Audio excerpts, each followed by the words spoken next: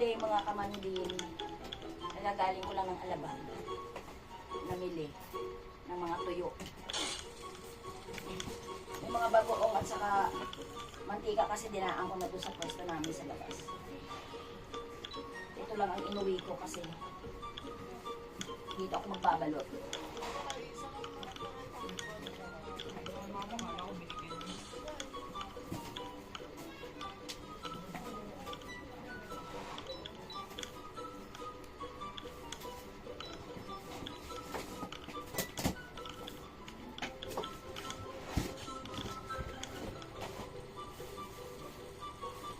Ano mo sa rin na i-uso mo doon o i-adjust mo sa lamesa.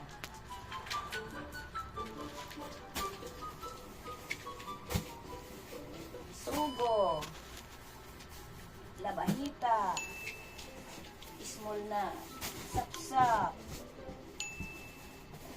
malaking sapsap, lalaga, tuyo, at danggit.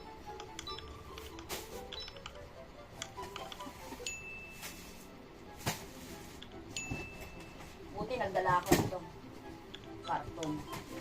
Hindi ako nahirapan.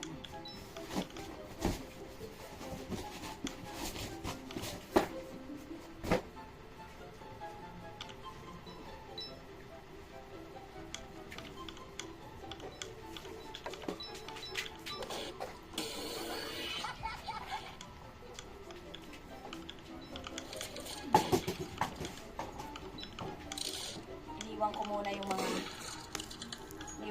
mga gagawin kong bulaklak. Mamaya-maya magbabanlaw mo muna si Sarina naman nilabhan niyang mga medyas niya, mga panty niya, palda, saka yung jogging pants niya sa school. Yung nagamit. Siya na naglalaba. Ito muna ang harapin ko pagbabalot. Kasi konti na lang ang aming tindang mga tuyo sa kakain na tuyo.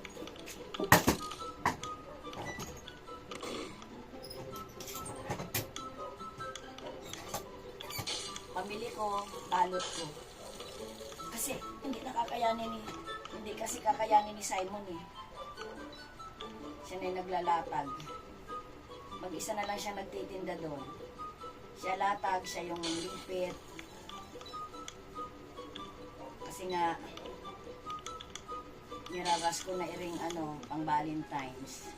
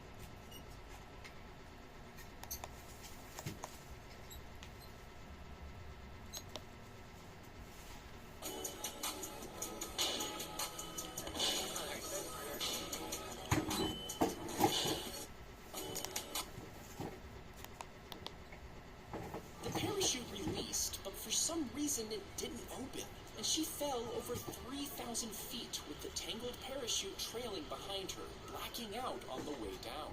She crash-landed, breaking bones, including her spine and even her tooth. She was rushed to the hospital where doctors tried to stop the internal bleeding, but miraculously, she survived, and 5 weeks later, she was walking again.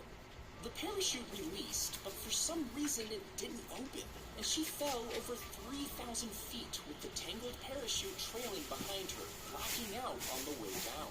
She crash-landed, breaking bones, including her spine and even her tooth. She was rushed to the hospital where doctors tried to stop the internal bleeding, but miraculously she survived, and 5 weeks later she was walking again.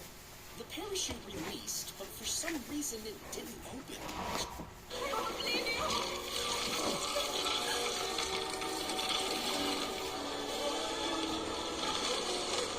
ganda ng tuyo.